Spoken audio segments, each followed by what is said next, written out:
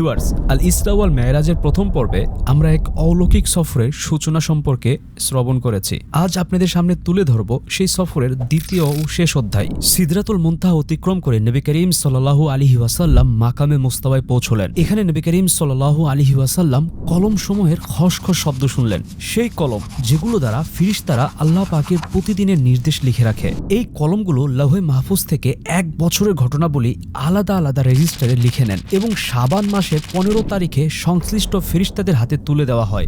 এরপর নবী করিম সাল্লাল্লাহু আলাইহি ওয়াসাল্লাম আরশে ইলাহিতে পৌঁছলেন। আরশ আল্লাহ তাআলার সৃষ্টির মধ্যে সবচেয়ে বিশাল ও নুরানি সৃষ্টি। এরপর নবী করিম সাল্লাল্লাহু আলাইহি ওয়াসাল্লাম আরশ অতিক্রম করে এমন এক জায়গায় পৌঁছলেন যেখানে স্থান, কাল, দিক সবকিছুই অনুপস্থিত, যাকে বলা হয় লা মাকান, যেখানে সময় বলতে কিছুই নেই, স্থানের কোনো অস্তিত্ব নেই। সেখানেই পৌঁছলেন প্রিয় নবী সাল্লাল্লাহু আলাইহি ওয়াসাল্লাম উচ্চতার শেষ সীমায়। এই অবস্থানে নবী করিম সাল্লাল্লাহু আলাইহি ওয়াসাল্লাম সেই বিশেষ নৈকট্য সম্মান লাভ করেন যা না আগে কোনো সৃষ্টিকে দেওয়া হয়েছে না পরে দেওয়া হবে। এখানে নবী করিম সাল্লাল্লাহু আলাইহি ওয়াসাল্লাম জাগ্রত অবস্থায় নিজের চোখে আল্লাহ তাআলার দিদার লাভ করেন এবং আল্লাহর সঙ্গে সরাসরি কথোপকথনের মর্যাদা অর্জন করেন। এই মহান সফরের আরও একটি উদ্দেশ্য প্রকাশ পায় যখন ইসলামের সবচেয়ে বড় ফরজ বিধান নামাজ ফরজ হয়। এটাই সেই নামাজ যা গত 1400 বছর ধরে পৃথিবীর প্রতিটি প্রান্তে আদায় করা হচ্ছে। এর আগে কোনো উম্মতের উপর একসাথে 5 ওয়াক্ত নামাজ ফরজ ছিল না।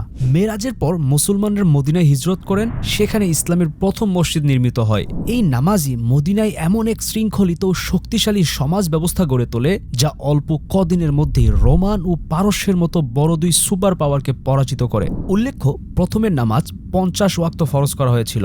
যখন নবী করিম সাল্লাল্লাহু আলাইহি ওয়াসাল্লাম ফিরে আসছিলেন তখন হযরত মুসা আলাইহিস সালাম তাকে বললেন, আপনার উম্মত 50 ওয়াক্ত নামাজ আদায় করতে পারবে না। আল্লাহ তাআলার কাছে ফিরে গিয়ে অনুরোধ করুন যেন তা কমানো হয়। নবী করিম সাল্লাল্লাহু আলাইহি ওয়াসাল্লাম ফিরে গেলেন এবং নামাজ 50 থেকে কিছু কমানো হলো। তিনি আবার হযরত মুসা আলাইহিস সালামের কাছে আসলেন। হযরত মুসা আলাইহিস সালাম বললেন, এটাও অসম্ভব, আবার অনুরোধ করুন। এইভাবে যাওয়া আসা চলতে থাকে। অতঃপর শেষে নামাজ 5 ওয়াক্তে নির্ধারিত হয়। তবু হযরত মুসা আলাইহিস সালাম বললেন, আপনার উম্মত 5 ওয়াক্ত আদায় করতে পারবে না। তখন নবী করিম সাল্লাল্লাহু আলাইহি ওয়াসাল্লাম ইরশাদ করলেন, আবারও নামাজ কমানোর অনুরোধ করা আমার পক্ষে লজ্জাকর। এভাবেই 5 ওয়াক্ত নামাজ ফরজ হলো। এই সফরে নবী করিম সাল্লাল্লাহু আলাইহি ওয়াসাল্লামকে জান্নাত, জাহান্নাম এবং গুনাহগারদের শাস্তিও দেখানো হয়। অবশেষে তিনি সাল্লাল্লাহু আলাইহি ওয়াসাল্লাম বাইতুল মুকাদ্দাসে ফিরে এলেন এবং সেখান থেকে মক্কার পথে রওনা হলেন। রাস্তায় নবী করিম সাল্লাল্লাহু আলাইহি ওয়াসাল্লাম একটি কাফেলা দেখলেন যাদের একটি উট হারিয়ে গিয়েছিল। যখন তিনি সাল্লাল্লাহু আলাইহি ওয়াসাল্লাম মক্কায় ফিরে আসেন তখনও সবাই ঘুমিয়েছিল। অর্থাৎ এই পুরো সফর এক রাতেই সম্পন্ন হয়েছিল।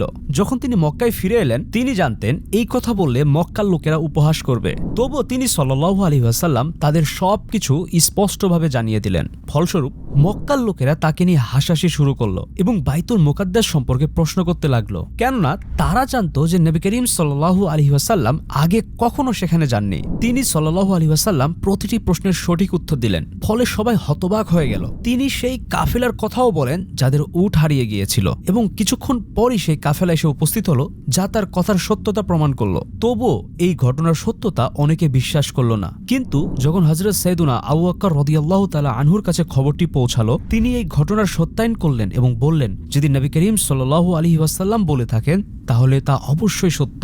সেই দিন থেকেই তার উপাধি হয়ে গেল সিদ্দিক। আমাদের জায়গা থেকে যদি চিন্তা করি মেরাজের এই সফর কিভাবে সম্ভব? সায়েন্সের থিওরি অফ রিলেটিভিটি অনুযায়ী সময় কোনো স্থির ধারণা নয়। যদি কেউ দ্রুত গতিতে চলে এবং অন্য কেউ স্থির থাকে তবে তাদের কাছে সময়ের অনুভূতি ভিন্ন হবে। আর কেউ যদি আলোর গতির কাছাকাছি ভ্রমণ করে তার জন্য সময় খুব ধীরে অতিক্রান্ত হবে। বুরাক নামকরণ করা হয়েছে তার বিদ্যুৎ গতির কারণে। তাই নবী করিম সাল্লাল্লাহু আলাইহি ওয়াসাল্লামের জন্য সে রাত ছিল দীর্ঘ কিন্তু বাকিদের জন্য ছিল স্বাভাবিক।